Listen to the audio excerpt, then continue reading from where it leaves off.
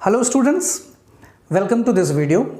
इस वीडियो में हम देखने वाले हैं क्लास 10th मैथ्स का first chapter that is real numbers.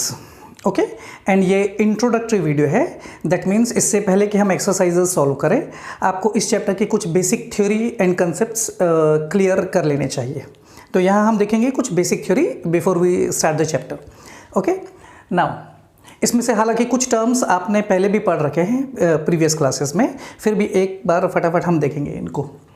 First is real number, जो आपके चैप्टर का नाम है रियल नंबर। जैसा कि हमने लास्ट क्लास में पढ़ा होगा या लास्ट ईयर आपने पढ़ा होगा 9th में, real numbers are the sum total of all kinds of numbers whether they are rational numbers और इरेशनल नंबर्स। कुछ नंबर्स ऐसे होते हैं जिनकी फिक्स वैल्यूज़ होती है, और जिनको रैशनल नंबर की डेफिनेशन अगर मैं आपको याद दिलाऊं तो any kind of number which can be represented in the form p by q where q must not be equal to 0। ऐसे सारे नंबर्स को रैशनल नंबर कहा जाता है, normally denoted by Q.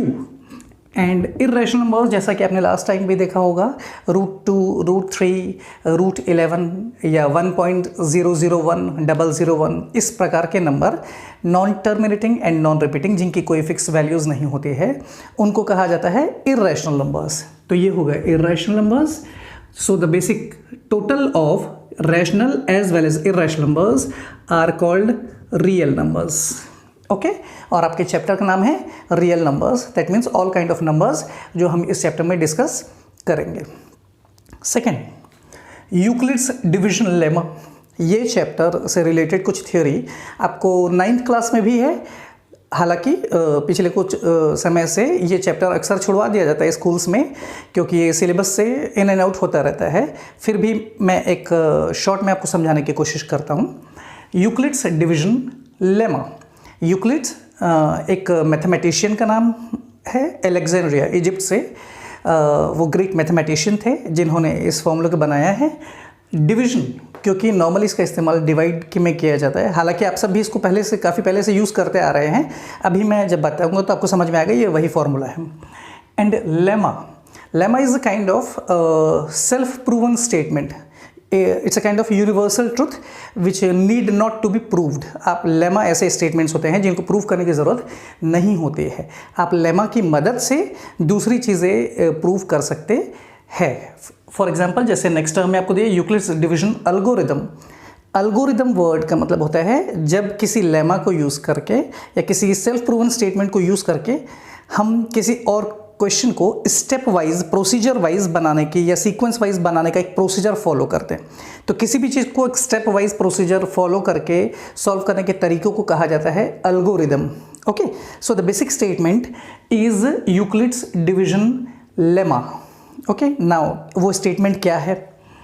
Given positive integers a and b। ये statement आप ध्यान रखेंगे, बहुत इंपॉर्टेंट स्टेटमेंट है। आपको जब भी आप आंसर लिखेंगे आपको ये लिखना होगा बार बार। So the given positive integers a and b, आपको जब भी कोई भी दो इंटीजर्स दिए हो, चाहे पॉजिटिव हो नेगेटिव हो, कोई से भी हो, sorry positive integers, that means positive ही होने चाहिए, नेगेटिव नहीं। तो कोई भी दो हो सकते हैं, हमने उन्हें a और b माना है। p q r s t कुछ भी चल सकता है। तो कोई भी जब दो नंबर हो a and b, there exist a whole number q and r, तो उनसे रिलेटेड q एंड r भी वैल्यूज पता चलेगी। Satisfying a is equal to bq plus r where r is greater than or equal to 0 and less than b। ये देखने में as usual बहुत complicated है। स्टूडेंट्स को समझने में ऐसा लगता है कि ये बहुत बड़ा सा कोई फॉर्मूला है। ये एक बेसिक सिंपल सा फॉर्मूला है, मैं आपको बताता हूँ। आप प्रीवियस क्लासेस में आपने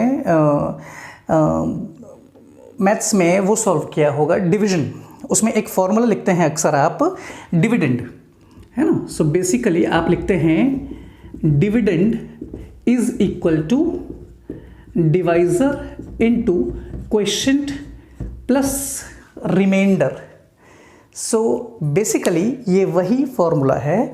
फ़र्क इतना है, डिविडेंड, जिस नंबर को हम डिवाइड करते हैं उसको कहा जाता है डिविडेंड, दैट इज़ a। और जब भी आप उसको डिवाइड करेंगे, जिससे डिवाइड करते हैं, दैट इज़ कॉल्ड डिवाइज़र, यहाँ पे b। तो जब भी आप किसी डिविडेंड को डिवाइज़र से डिवाइड करेंगे तो कुछ ना कुछ आंसर आएगा जिसको हम कहते हैं क्वेश्चंट Q, और कुछ ना कुछ जो लास्ट में बचेगा उसको हम कहते हैं remainder, okay, that is R।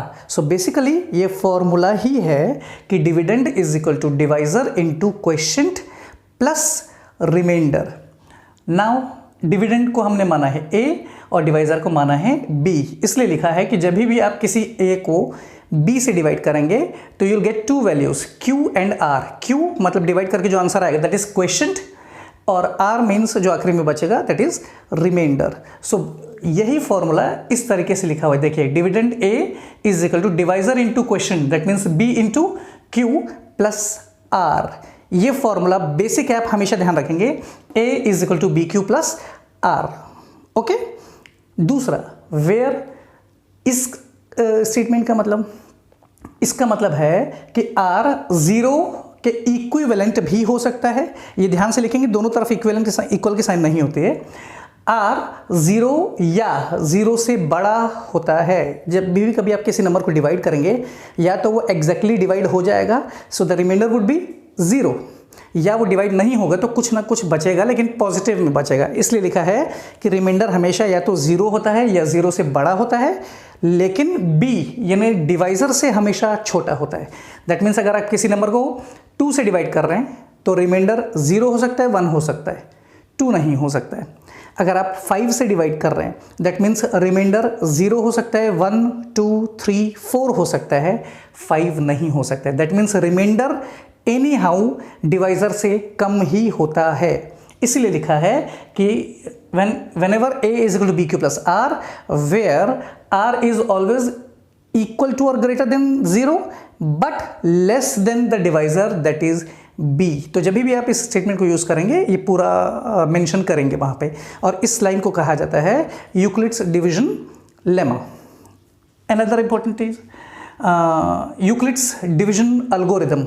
Now Euclid ने इस लेमा का इस्तेमाल कुछ और चीज़ें जानने में किया। यहाँ पे सपोज HCF निकालने में, HCF एलसीएम HCF जैसा आपने पढ़ा है, तो HCF निकालने के लिए उसने अपने इस फॉर्मूले का यानी लेमा का इस्तेमाल किया। लेकिन लेमा की मदद से, यूक्लिड्स डिवीजन लेमा की मदद से आप एक स्टेप वाइज प्रोसीजर फॉलो करके HCF निकाल सकते हैं। तो जब भी कोई स्टेप वाइज प्रोसीजर वाले चीज़ों को हम बनाते हैं उसको कहा जाता है एल्गोरिदम। दैट्स वाई इसको कहा जाता है यूक्लिड्स डिवीजन एल्गोरिदम। आप ध्यान से इसको सुनेंगे तो क्लियर आपको समझ में आ जाएगा, इतने हैवी वर्ड्स है लेकिन ईजी हो जाएगा आपके लिए। It is based on Euclid's division lemma, जैसे मैंने पहले बताया कि एल्गोरिदम है लेकिन बेस्ड है यूक्लिड के डिवीजन लेमा पे। And it is used to find the HCF of any 2 positive integers A and B। कभी भी आपको 2 नंबर दिए हैं कोई से A और B और आप उनका HCF फाइंड करना चाहते हैं तब इस प्रोसीजर का इस्तेमाल किया जाता है। जिस रूल का इस्तेमाल करते हैं that is called Euclid's division lemma, और इस प्रोसीजर से जिससे हम इस क्वेश्चन को बनाते हैं that is called Euclid's division algorithm. So जब भी आप A और B का HCF फाइंड करना चाहे इस तरीके से कर सकते हैं। एक कॉमन तरीका होता है प्राइम फैक्टराइजेशन, LCM वो उस तरीके से जैसा हमने देखा है प्रीवियस क्लासेस में, और दूसरा तरीका HCF निकालने का ये है यूक्लिड्स डिवीजन एल्गोरिदम, जहाँ पे A और B का हमेशा याद रखिए A बड़ा होना चाहिए, A बड़ा है B से, तो हमेशा बड़े नंबर और छोटे नंबर को जब इस तरीके से हम निकालेंगे तो A डिविडेंड बड़ा होता है हमेशा डिवाइजर से, ओके। अनदर इम्पॉर्टेंट फॉर्मूला या स्टेटमेंट जो हमें इस चैप्टर में बार बार यूज़ होगा वो ये the fundamental theorem of arithmetic. इसको ध्यान से समझेंगे। मोस्ट ऑफ द स्टूडेंट्स इस चैप्टर को, फर्स्ट चैप्टर को जब सॉल्व करते हैं उसमें रीजंस प्रॉपर नहीं लिखते हैं, जिसके कारण मार्क्स में थोड़ी प्रॉब्लम हो सकती है। आप हमेशा रीजंस अच्छे से मेंशन करेंगे इसको, okay. Now the fundamental theorem of arithmetic. Every composite number can be expressed. Now, first of all, what is composite number?